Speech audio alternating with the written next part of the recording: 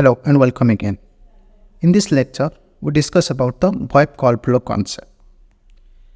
So as you know, the VoIP is working based on the SIP protocol and the RTP protocol. Where the CPG is a signaling protocol that is used for establish the call, whereas the actual media, whatever the conversation is going through the RTP protocol. The SIP protocol is working based on the request response principle. What is meant by request?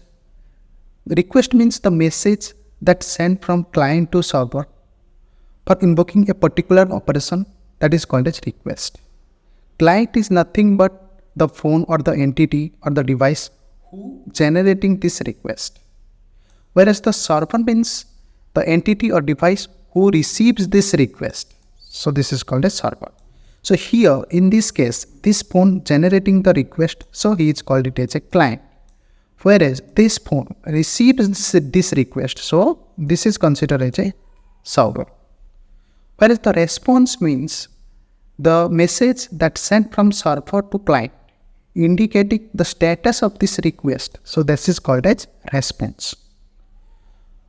So in VoIP call, when we make a call, the phone generates a request and getting the response for successful call establishment.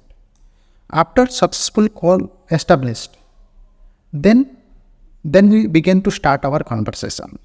So when we started our conversation, our median is going through the protocol called as RTP. So after our conversation is over, either this phone or this phone can terminating the call. Whosoever terminating the call, he'll send a request for call termination and getting the response for the successful termination of the call. So this is all about the VoIP call flow concept. I hope you learned something. We'll see you in the next one. And thanks for watching the video.